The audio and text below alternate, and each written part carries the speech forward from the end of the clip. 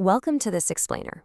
Today, we're putting on our historian hats to dive into Dr. Antonio Arnold's fascinating academic text, Between Extremes. We're going to be contrasting the economic recovery strategies of the U.S. Democratic Party and the German NSDAP during the massively turbulent 1930s. It's an objective look at how two vastly different political entities navigated an era of literal unprecedented global crisis. And trust me, there is a lot to unpack here. For our university history syllabus today, we are going to trace the shared economic crises of these two nations, map out their divergent recovery models, look at populist rhetoric, and analyze the profound everyday fallout on marginalized communities. We'll wrap up by looking at their industrial priorities and what this all means for democratic fragility today. Okay, let's jump right into Section 1, the crisis of the 1930s. To really understand the devastating socioeconomic foundations that sparked both of these movements. So, historical records clearly indicate that both nations were dealing with immense vulnerability, right? In the U.S., the Democratic Party was confronting the Great Depression after the catastrophic stock market crash of 1929. Suddenly, millions of working-class families faced total devastation, literally losing their housing and food security overnight. Meanwhile, across the Atlantic, the NSDAP was emerging from the ashes of World War I. They were dealing with the crippling economic burden of the Treaty of Versailles and the absolute trauma of rampant hyperinflation. Now, even though these two parties were fundamentally opposed in their ultimate ideologies, with one navigating toward democratic reform and the other plunging straight into authoritarianism, they both capitalized on the sheer desperation of their citizens.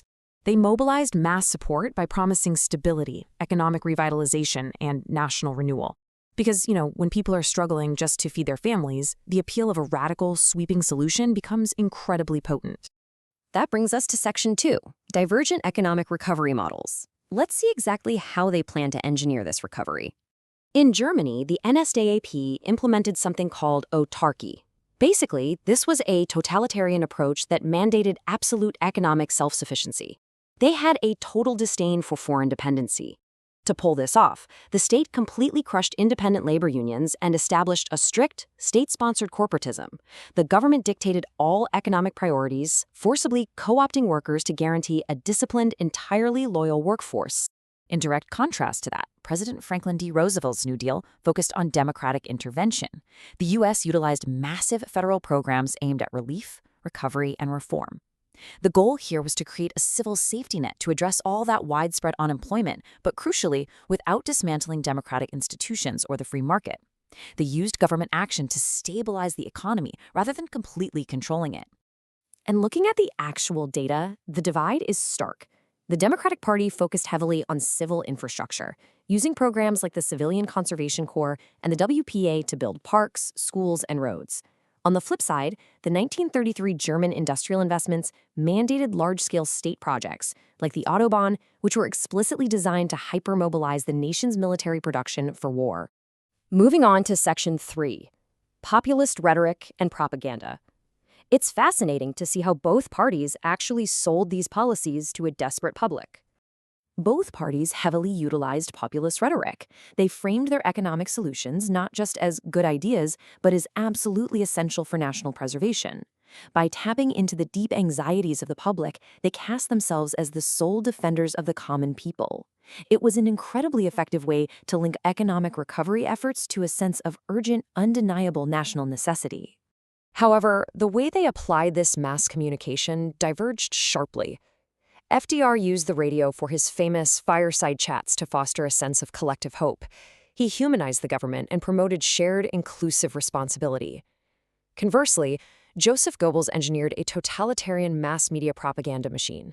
He used film, radio, and print to construct an exclusive, ethnocentric identity, securing political loyalty through fear and the demonization of perceived enemies. This perfectly sets up Section 4. Impact on marginalized citizens.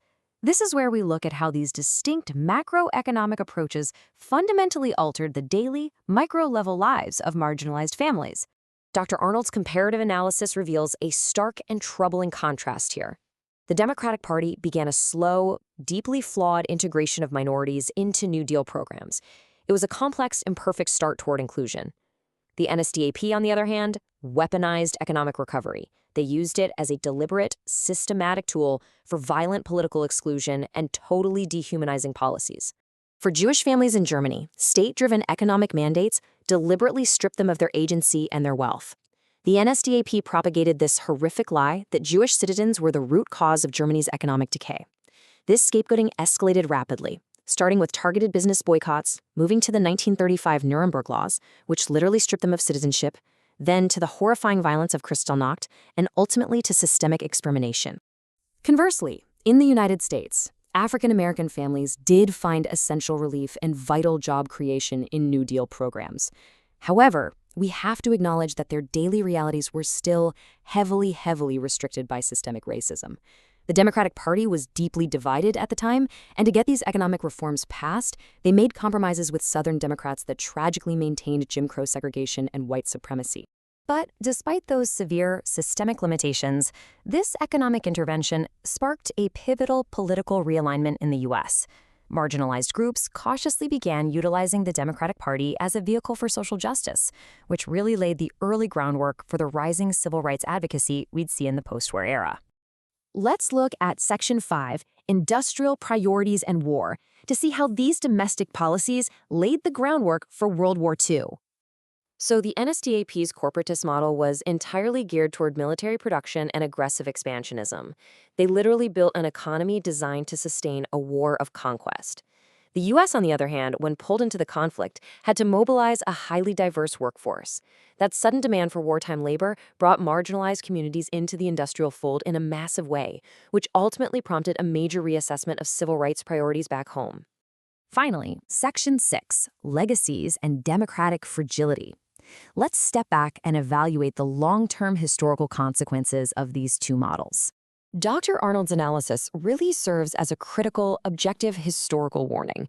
It shows us how profound economic desperation acts as a crossroads for a nation.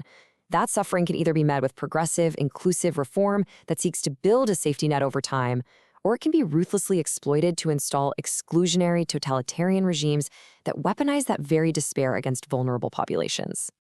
As we wrap up this explainer, I want to leave you with this question to reflect on regarding the fragility of our modern institutions. When the cycle of history brings the next great economic crisis, how will our society respond? Will we lean towards inclusive unity or exclusionary extremes? It's something we all need to think about. Thank you so much for learning with us today.